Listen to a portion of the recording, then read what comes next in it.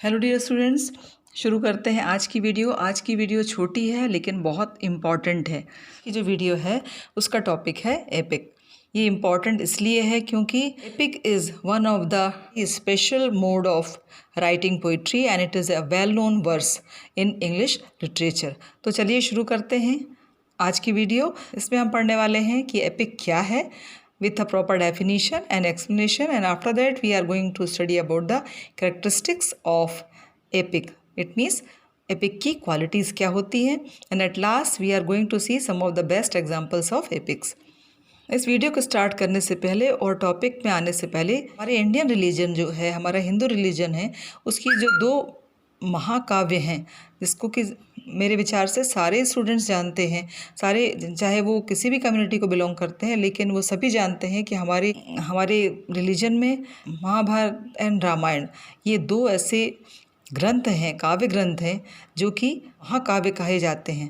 तो यदि आप उनको महाकाव्य कहते हैं तो वो महाकाव्य क्यों कहलाते हैं, उनकी ऐसी कौन सी क्वालिटीज़ हैं जो कि जब आप रामायण या महाभारत को पढ़ते हैं या उनको ऐसी कौन सी चीज़ें उसमें जो है स्पेशल उसको बनाती हैं। तो सबसे पहले आप देखते हैं कि उसमें हीरोइक फिगर्स हैं, even the enemies are also having a very big status, they are having big powers. एक बहुत बड़ा सा किंगडम, मीन्स सब कुछ जो होता है बहुत ग्रैंड लेवल पे होता है, बहुत एलेबोरेटेड लेवल पे होता है। तो इसको देखने के बाद अब आप एक एपिक को समझेंगे लिटरेचर में तो आप इजीली उसको समझ पाएंगे कि एपिक होती क्या है। So let's start with a definition first.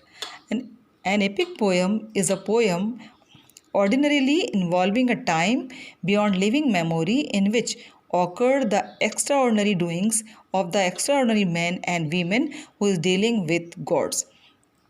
इस डेफिनेशन को पढ़ने के बाद आपको 2 से 3 बातें अच्छी तरह से समझ में आ रही हैं।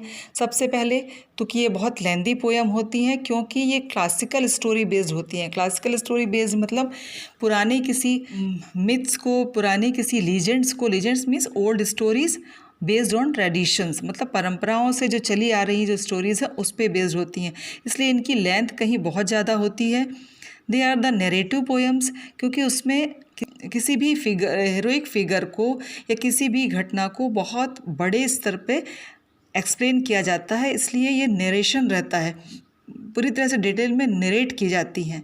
And one more thing that you found in the definition is that the women and the men they are belonging to the elevated status and they are related to gods। मतलब ये इसलिए माइथोलॉजिकल कही गई है क्योंकि जहाँ पे जो ह्यूमन बींग्स होते हैं वो ऑर्डिनरी नहीं होते, मतलब साधारण पावर्स उनकी नहीं होती, आम लोग नहीं होते, ये they are having some extraordinary powers. Extraordinary powers आपने देखे हैं, आपने रामायण में देखा है, आप महाभारत में कि उनके पास में जैसे कि श्री राम का देख लो, यदि आप रावण का भी देख लो, उनके पास जो है एक्स्ट्राऑर्डिनरी पावर थे और जब आप बैटल ग्राउंड में उनको देखते हैं तो वो अपने सुपर ह्यूमन पावर्स के साथ में बैटल ग्राउंड में जाते हैं।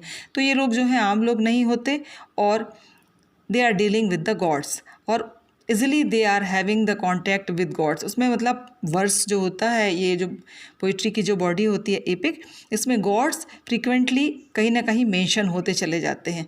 तो ये आपको मेरे ख्याल से इसकी डेफिनेशन समझ में आ गई होगी कि एपिक की व्हाट इज़ एन एपिक। अब हम आते हैं वन बाय वन इसकी करेक्टरिस्टिक देखने में कि इसकी करेक्टरिस्टिक्स क्या होती हैं। तो यदि आप देखेंगे सबसे पहले तो एपिक इसमें हीरोइक कैरेक्टर्स होते हैं। Heroic character means the person who is having heroic quality. Hero की क्वालिटीज़ आप जानते हैं कि क्या होती हैं, hero is always having some super human powers. तो हीरो की तरह की क्वालिटी होती है, वो एक हीरोइक फिगर रहता है जो कि अपनी पर्सनैलिटी से दूसरों को इम्प्रेस करता है। दूसरी बात जो होती है इसमें वो है grand theme and grand action. As I told you कि everything is presented in a very big level. तो उसका सब जो है सब कुछ बहुत बड़े तरीके से ग्रैंड लेवल पे डेकोरेटिव वे में एक्सप्लेन किया जाता है। तो उसकी जो थीम होती है वो भी बहुत क्लासिकल बेस्ड रहती है या कुछ एक बड़ी घटना को और बड़े तरीके से दर्शाया जाता है।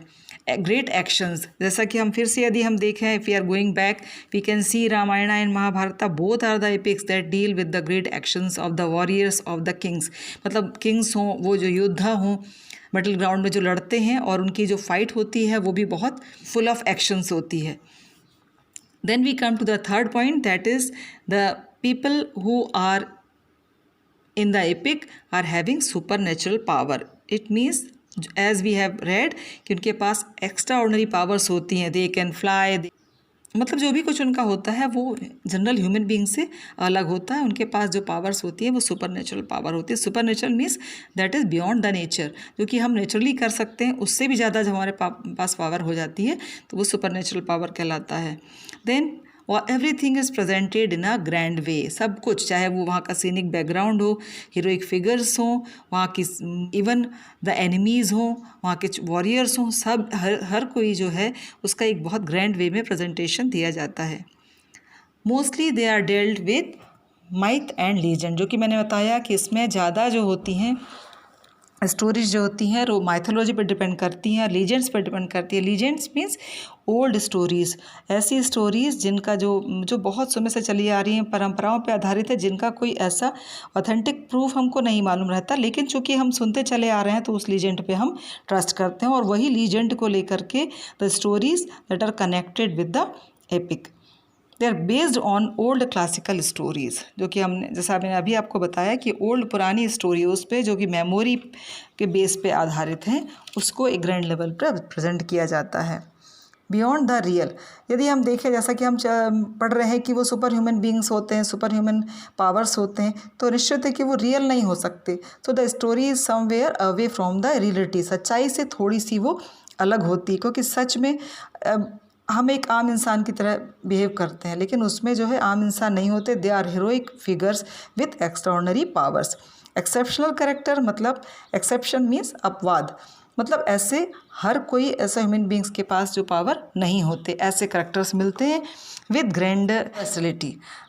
तो उनके पास जो ग्रैंडर्स होता है, they are having great courage, जो हीरोइक फिगर्स होते हैं, जो हीरोज़ होते हैं, उनके पास इनफ फिज़िकल करेज होता है, और वो किसी भी कंडीशन पे उनका जो एक्शन होता है वो बहुत ही अधिक इम्प्रेसिव होता है, और that's why they get universality. ऐसे कैरेक्टर्स जो होते हैं वो यूनिवर्सल रिकॉग्निशन होता है। आज भी यदि आप देखेंगे श्री राम का कैरेक्टर आप देख लीजिए, चाहे वो रावण का भी कैरेक्टर है, तो वे हीरोइक फिगर्स हैं जो कि एक यूनिवर्सल रिकॉग्निशन उनको मिल जाता है। चाहे आप सैटर्न, आप इंग्लिश लिटरेचर में देखें तो आप सैटर्न का कैरेक्टर देखते हैं, जॉन मिल्टन की पैराडाइज लॉस्ट और पैराडाइज रीगेन्ड है, बहुत ग्रैंड एपिक मानी गई है। उसका जो सैटर्न का कैरेक्टर है वो भी एक यूनिवर्सल फिगर है। तो so they are having the universal recognition मतलब पहचान। यदि हम और दूसरे पॉइंट को देखें तो epic return on praise and celebration और of any person of someone, तो या तो ये किसी सिविलाइजेशन की, किसी किंगडम की कोई अप्रिशिएट करती हैं, उसके बारे में बताती हैं, और या तो किसी हीरोइक फिगर के बारे में बताती हैं। यदि इनके जो हीरो हैं वो आउटस्टैंडिंग कैरेक्टर होते हैं, और जो हीरो का जो फिगर होता है उसके जो एक्शंस होते हैं, it is full of grand valour and super human courage. Valour मतलब करेक्टेड है, ये वेलर वर्ड करेक्टेड है, जो कि बैटल ग्राउंड, जनरली उस जो पुरानी क्लासिकल स्टोरीज़ को हम यदि एपिक फॉर्म में देखेंगे तो वो क्या है, हीरोज़ है जो बैटल ग्राउंड में ही अपना फिजिकल करेज दिखाते थे। तो valour is related with the courage that can be seen in the battle ground. तो वो सुपर ह्यूमन करेज उनके पास होता था, ये सुपर नेचुरल हीरोज़ रहते थे। और जनरली इसमें जो है डेमन्स है, डेमन्स मीन्स राक्षस, जो कि आप अपने यहाँ की महाकाव्य में भी देखते हैं। एंजल्स हैं, that are the good angels, bad angels, everything comes in the epic. यदि हम राइटिंग स्टाइल पे चलें तो एपिक की एक अपनी यूनिक स्टाइल होती है, they are having their own way of writing. क्योंकि ये बहुत लॉन्ग नरेशन होता है तो इसमें ज़रूरी नहीं कि एक प्रॉपर राइमिंग स्कीम फॉलो हो, नहीं, ये कई बार ब्लैंक वर्स में चली जाती हैं, कई बार टोटल नरेशन होता है, तो इसका जो वर्स फॉर्म होता है वो अपने आप में एक यूनिक होता है। अब थोड़ा सा यदि हम देखें कि कैरेक्टर किस तरह के होते हैं, तो आप जनरली आप ये देखेंगे कि दे आर द हीरोज़, दो epic poems, they are having noble birth and elevated status. Noble birth मतलब वो ये तो बहुत हाई फैमिलीज़ के होते हैं, और या तो उनका जो यदि हम इकोनॉमिक स्टेटस देख लें, सोशल स्टेटस होता है, उनकी जो स्थिति होती है वो बहुत एक्स्ट्राऑर्डिनरी होती है, एलिवेटेड होती है, हाई होती है।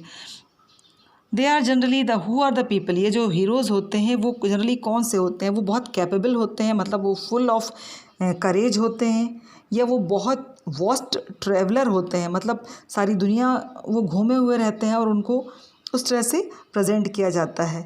और they are unmatched warrior in the battle ground and they defeat their super human force. FOES, force मतलब होता है एनिमीज़, फ्रेंड्स का अपोजिट है फोर्स। तो वो जो होते हैं बैटल ग्राउंड में एक बहुत ही कैपेबल वॉरियर प्रूव होते हैं, जो अपने फोर्स को अच्छी तरह से डिफीट देते हैं। तो ये सारी जो क्वालिटीज़ होती हैं एपिक्स की आती हैं। Now if we see the best examples of epics, तो जैसा कि हमने कहा कि हिंदी में जितना रिकग्निशन मिला है महाभारत और रामायण को, ठीक उसी तरह से यदि आप देखेंगे तो होमर की एडिसी एंड इलियाड, और वो चाहे जॉन मिल्टन की पैराडाइज लॉस्ट और पैराडाइज रीगेंड है।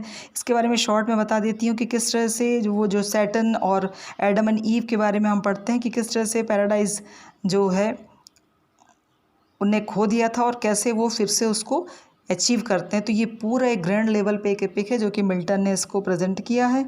इसके अलावा भी बहुत से ग्रैंड एपिक्स हैं जो कि आप यदि आप MA लेवल तक पढ़ेंगे तो आप ये आपके सिलेबस में निश्चित रूप से होगा। और एक जो ज़रूरी नहीं है लेकिन फिर भी मैं आपको ये इंट्रोड्यूस कर देती हूँ कि मॉक एपिक भी एक टाइप ऑफ पोइट्री है, जो कि जैसा कि नाम से ही पता चलता है मॉक एपिक मतलब फ़न। जब एपिक में हर कुछ ग्रैंड लेवल पे होता है, पर जब कोई छोटी सी एक सिली घटना को या एक छोटी सी चीज़ को एक बड़ा रूप दिया जाए उसको एपिक फॉर्म देने के लिए, तो ऐसी एपिक्स को मॉक एपिक कहा जाता है। इसमें अलेक्जेंडर पोप की the rape of the lock एक मॉक एपिक है, जिसमें कि एक छोटी छोटी घटनाओं को बहुत बड़ा आकार दिया गया है और बहुत बड़ा लेवल दिया गया है एपिक फॉर्म में उसको ट्रांसफॉर्म करने के लिए। तो ये कहलाती है मॉक एपिक, जो कि आपको अभी जानना नहीं है लेकिन आप आगे इसको ज़रूर पढ़ेंगे। So dear students, this was the topic epic and I think you have understood everything. If you are interested to know more about that, if you are having any queries, you can put on comments. Do subscribe the channel and watch it in continuity to get all syllabus at proper time. Thank you.